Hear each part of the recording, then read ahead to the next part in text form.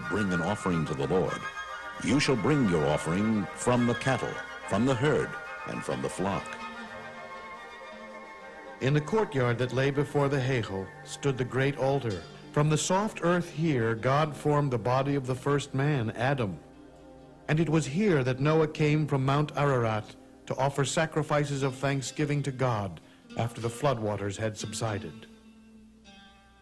But it was the binding of Isaac on precisely this same spot that is the inspirational source of the sacrificial altar. For it was here that God tested the faith of Abraham by commanding him to bring his son Isaac upon an altar. And then, when Abraham had demonstrated that he was prepared to surrender even his beloved son in humble obedience to God, a ram miraculously appeared, and Abraham was commanded to offer it as a substitute for his son Isaac. In the merit of Abraham, his children throughout the ages, by scriptural command, were permitted to offer animal sacrifices to God as atonement for sins, as free will offerings, and in order to become spiritually elevated.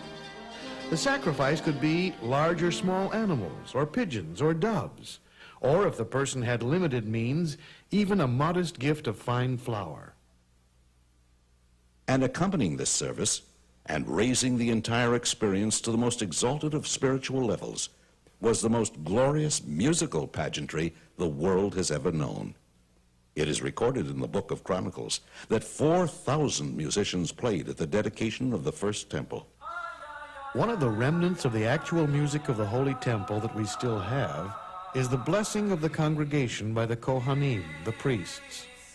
In most communities throughout the world, the priestly blessing is performed only during a festival and on Rosh Hashanah and Yom Kippur. But in Jerusalem, the priests bless the people during the morning service every day. And during the intermediate days of Passover and Sukkot, hundreds of Kohanim, direct descendants of Aaron, assemble in front of the western wall to bless the people.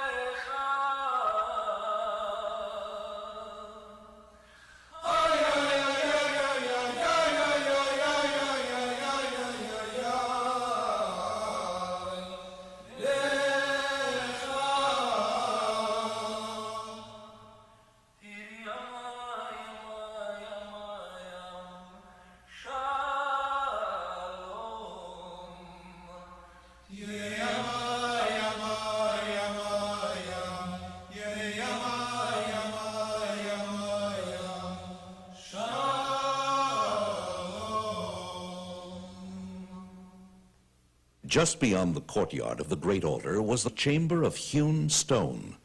In this domed hall convened the great Sanhedrin, the Supreme Court, to expound the Torah and judge the children of Israel.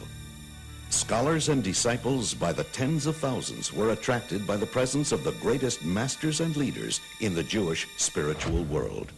Their awesome presence made Jerusalem the intellectual capital of the world.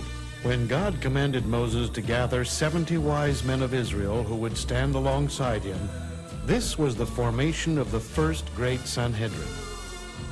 Whereas the great altar served the purpose of rectifying man's animal nature, the Sanhedrin elevated man's godly intellectual nature, teaching him how to fulfill God's purpose in the creation of the world. The human being, the crowning glory of the creation of the world, is like a holy temple himself.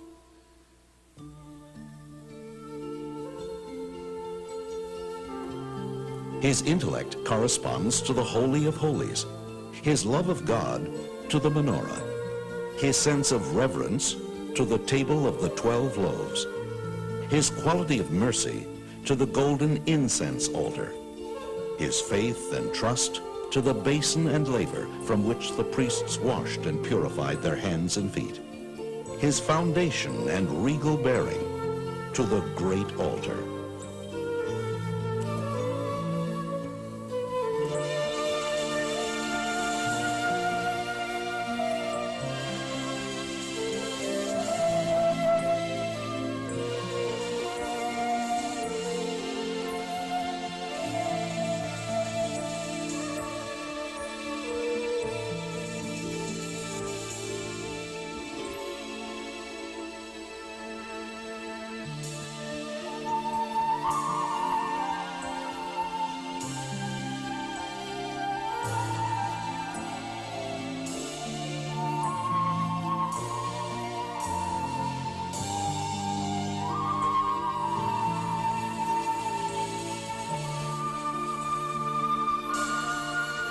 King Solomon said, "The lamp of God is the soul of man."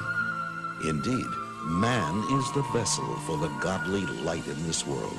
By means of the 10 divine attributes which radiate in his soul, man has been granted the ability to perceive the divine, to transcend his earthly, mundane nature. Yet paradoxically, he is instructed to remember at all times that he is but dust and ashes, and formed of the very earth. He is of the highest and lowest, striving to draw ever closer to his Creator, who constantly brings him forth into existence from absolute nothingness. And Jacob dreamed, and behold, a ladder stood upon the earth, and the top of it reached to the heaven. And behold, the angels of God were ascending and descending upon it. And behold, the Lord stood above it and said, "I am the Lord God of Abraham your father, and the God of Isaac." And Jacob awoke out of his sleep, and he said, "Surely the Lord is in this place, and I knew it not." And he was afraid and said, "How awesome is this place! This is no other than the house of God, and this is the gate of heaven." Our sages teach us that when a person is praying, no matter where he is in the world, he should face Jerusalem. If he is in Jerusalem, he should face the site of the Holy Temple. If he is by the Holy Temple, he should direct his prayers to the space between the cherubim, the place of prophecy. And King David wrote, "This is the gate of the Lord, in which the righteous shall enter."